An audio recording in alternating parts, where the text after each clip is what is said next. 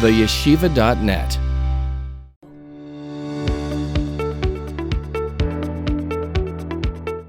So does this mean that the Rambam actually advocates a very healthy lifestyle?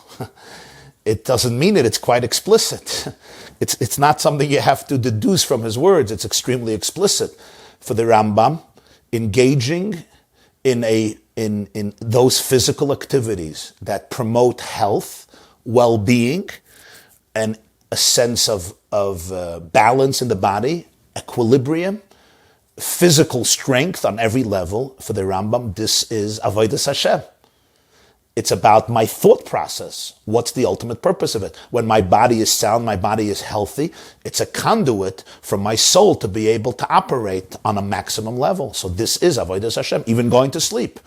I'm tired, I'm going to sleep. For the Rambam, this is part of Avodas Hashem. He says it clearly, and you'll see in the next chapter how extreme and how emphatic, I shouldn't use the word extreme in Hilchos Deis, but how emphatic the Rambam is about this idea.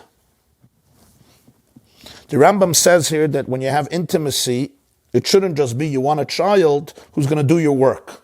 Rather, you want a child who may become a chacham v'gadol b'Yisrael. Does this mean we have to put pressure on our children to be g'daylim? It's a great question. It's a great question. I think you have to understand the neshama of what the Rambam is saying.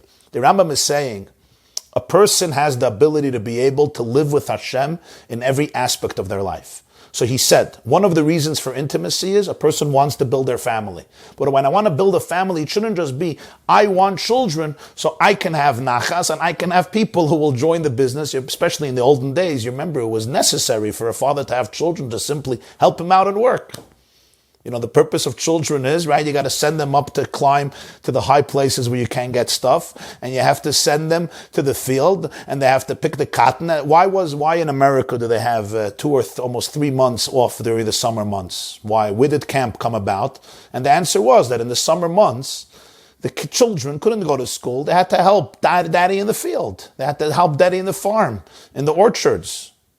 You couldn't go to school in July and August. You had to go and help and work from morning till night in the farm. That was the system. That's how people survived. After the United States went through a transformation, so then of course it changed. So now we just have school ending in the end of June and you have summer months. So the whole idea of camps developed. So the Rambam is saying, don't only focus on that. Focus much more than that. You want to be able to have children who will light up the world.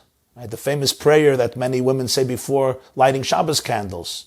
V'zakenu, v'zakeni, to be able to have children who me'irim es ha'olam, they'll be able to light up the world. In other words, children who will become mekatshe shem shamayim. They will become chachamim g'dolim b'Yisrael. They will enrich themselves. They will enrich their environment, their community, the Jewish people, and they will enrich the world. What I see here in the Rambam is the idea of putting pressure on somebody to become something that they're not is, of course, never an appropriate thing. Every person has to know their koiches and their dispositions and their challenges and their weaknesses and their blessings and serve Hashem according to that capacity. But what does a Gadol B'Yisrael really mean? The Rambam here is not giving a specific model of what a Gadol B'Yisrael means. A Gadol B'Yisrael literally means a great person among the Jewish people. He uses 2 words, Chacham v'Gadol B'Yisrael. There's a wise person among the Jewish people and there's a great person among the Jewish people. What does a real Gadol B'Yisrael mean? A Gadol B'Yisrael means when you take the energy that Hashem has given you and you utilize it to the fullest to serve Hashem and to fulfill His mission in the world, you can't become greater than that. Greatness is manifested in so many different ways. The Rambam is not getting here specifically exactly what that Gadol looks like. So I don't see it as pressure to turn somebody into what they're not. It's the great opportunity and privilege and responsibility that every parent has to be able to help the child become the best person that they could become, to polish the diamond until it shines in its ultimate radiance and shine. And the Rambam here is not excluding anybody. He doesn't say that if you're, a simple person, you shouldn't have this focus. Because every Jewish child has incredible potential. We don't give up on any child. That's what I see in the Rambam. The Rambam is not saying, I'm talking here to the elite families, the great certain families. When they are thinking about children, they should think about their children will be g'dalim. The Rambam doesn't say that. He's talking to every Jewish couple. And he's saying, your children are incredible children and can become incredible children. And that's our responsibility as parents to do the best we can. There's a famous Ramah, a famous verdict of the Ramah, Rabbeinu Moshe Isserlish, right, who lived in the 16th century. He was the rabbi of Krakow. He's the basic Ashkenazic commentator on Rabbi Yosef Karo's Shulchan Aruch, the Kesef Printed Shulchan Aruch, and in Yeridea, Siman Pei Aleph, he says, they would have wet nurses very often, women to help Jewish mothers to nurse their babies. And the famous story about Moshe Rabbeinu, right? Chazal say that Batya, the daughter of Parai, brought many Egyptian women to nurse Moshe Rabbeinu as an infant, but he wouldn't. Why? Because he was going to speak to Hashem, Hashem was going to speak to him, and therefore the milk that he was absorbing as an infant had to be of the highest level of sacredness and purity, and therefore Moshe Rabbeinu refused to nurse from them.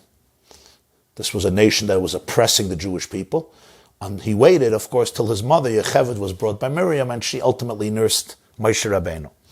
So the Ramah says that if it's possible, God forbid the baby shouldn't starve, but if possible, the Ramah says, Yeridei Siman Pei Aleph Siv Zayin, says the Ramah, Chalav Mitzris ka Chalav Yisraelis.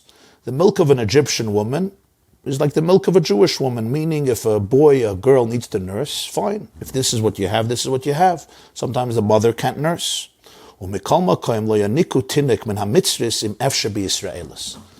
if it's possible, it's better to use a Jewish woman to nurse the baby. The Ramah says, because sometimes the milk of an idol worshipper can affect the nature and the heart and the spirituality of the child. Yeah, this he quotes from Rishonim in the name of the Rashba. Then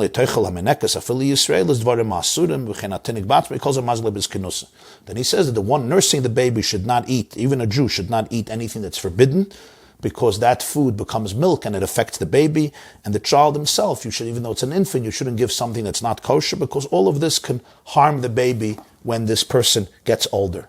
Yeah.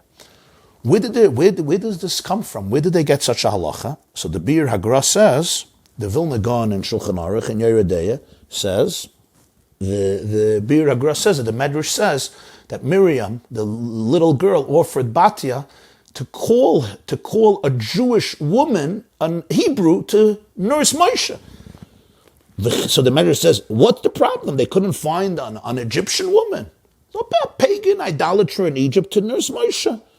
The answer is that the mouth that's going to communicate with the Shekhinah refused to nurse from anywhere else. That becomes the source of this halacha. But 1 second, let's think about this. Moshe Rabbeinu, I understand. He's going to be the greatest prophet. I understand his mouth, his milk, his nutrition has to be pure. But here you're dealing with a little baby from a simple Jewish family. What do you see from here? Every Jewish child we see as a potential little Moshe Rabbeinu. Every Jewish child is somebody who could speak with the Shekhinah, who could be a Navi. We don't know. Every Jewish child. And therefore the halach is, if at all possible, we try to make sure that even in their youngest years, they are saturated with purity and holiness. This is a Torah. Somebody here sent it from Reb Matisyahu Solomon. I think I also saw it in some other places. Beautiful, beautiful idea. Beautiful idea. That's what the Rambam says. You look at a child as a person who could speak with the Shekhinah. Yeh chacham v'gadol b'Yisrael. Thank you, the comments. Okay, I have another reason why perhaps the Rambam used the word makom. I said over a few weeks ago from the holy Reb Aaron of Karlin, it's brought in the base Aaron Parshas Va'eschanan. What's makom? Makom is that the base Aaron says, the base Aaron brings it, it says from Reb Shlomo Karliner, I saw it from Reb Aaron Karliner, it says, V'ahavta Hashem Elokecha b'chol levavcha, so Rashi says, Shelo yehi libcha chaluk al hamakom. Your heart should not be in a fight with Hashem, with the space. He calls Hashem the makam, meaning, don't get into a fight with the space you are in life. Sometimes we're so resentful about our physical, geographical, emotional, mental, spiritual space. This is the space we have to be.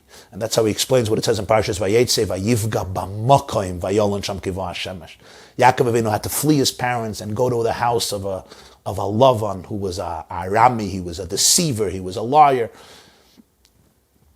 a trickster, and Yaakov Avinu could get so depressed and melancholy, and the sun has set in his life. He's running away from his brother's wrath. He was sent away from his parents' home.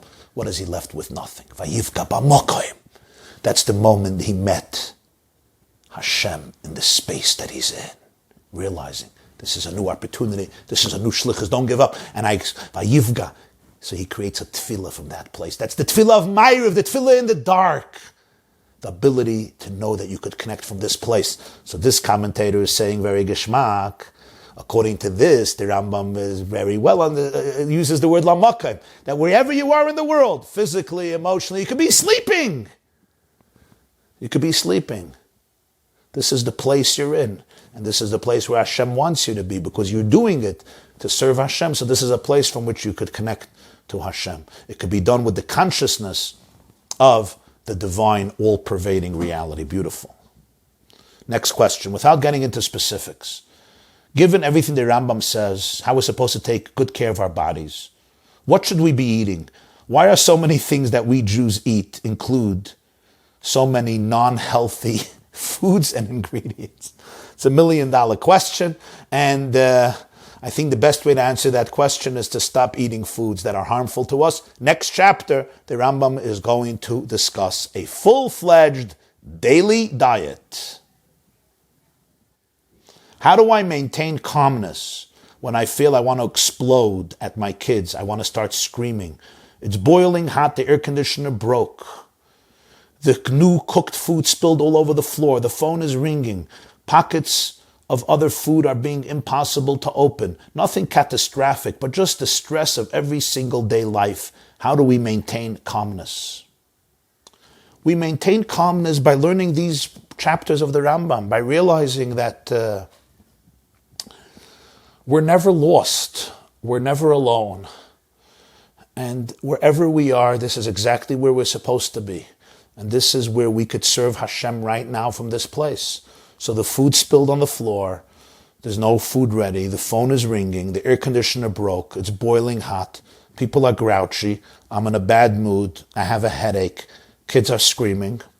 Okay, first of all, take a deep breath. Relax. Feel what you're feeling. It's a difficult moment. It's challenging. I'm having a hard time. Feel it. Experience it. Breathe into it. Give it space. Watch it. Watch all the emotions coming up in your brain, all the thoughts, all the sensations. I want to go wild. And then make a decision from your place of inner values. What's the right behavior? Ask yourself, based on my ultimate priorities in life, based on my deepest values, what's the right thing to do right now? And as the Rambam taught us, behavior is what matters. That's what I would answer. One of the names Hashem gives Yaakov is Yeshurun, right? Karasa Shmo Yisrael Vishurun, which comes from the word Yashar, straight, upright. Now I'm thinking maybe this is what the Rambam is describing, that this is the derech that Avraham Avinu taught his children, which is Yashar, the right path. Beautiful. Very, very nice. Okay. The Rambam had a Rebbe known as the Ri Migash, Rabbeinu Yosef Migash. In his book of responses, Shal Sechuvas Ri Migash, section 186.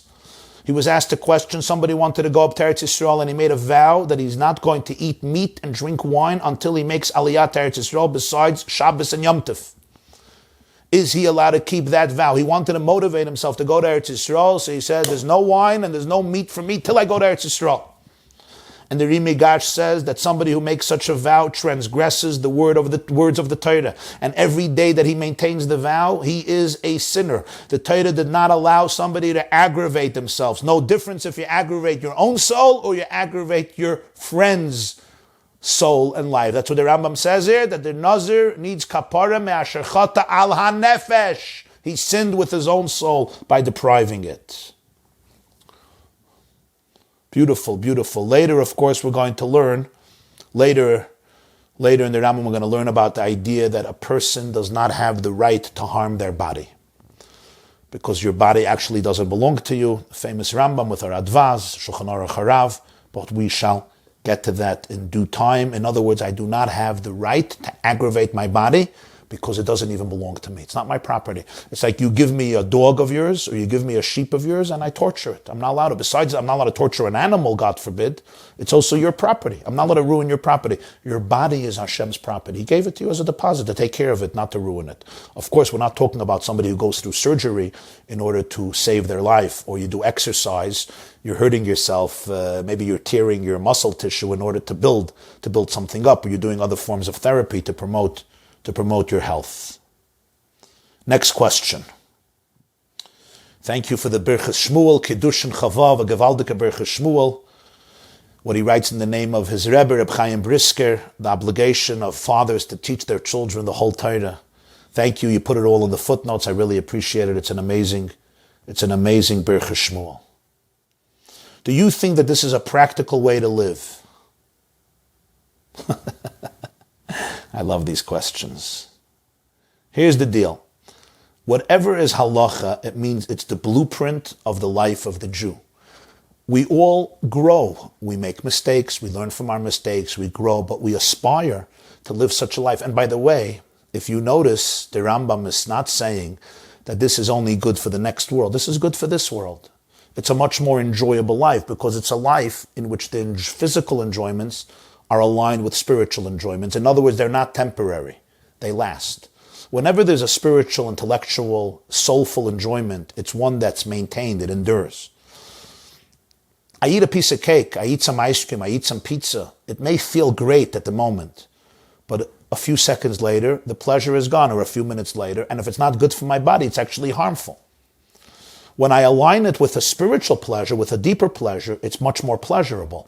So the Rambam is not here advocating a life of asceticism in which you deprive yourself from everything because you're busy serving God.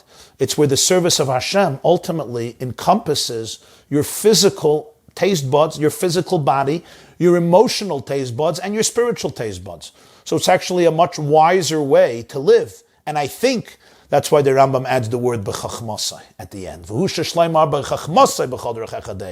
Rambam is telling you is Shlomo Melech wasn't only writing this as a Jewish sage in terms of a religious preacher. He was saying it as a chacham. The path towards wisdom is b'chol derechecha deyu. In all your ways you should know Hashem. Why? Because when you align everything in life with the Ribbono Shel Olam, then everything in life assumes absolute and eternal meaning and significance. Everything becomes an opportunity for growth, an opportunity for a deeper relationship with yourself, your loved ones, and Hashem. So Shlomo with his chachma said, B'chol derechecha de'ehu. Have a wonderful day and a beautiful Shabbos. This class is brought to you by theyeshiva.net. Please help us continue the classes. Make even a small contribution at www.theyeshiva.net/donate.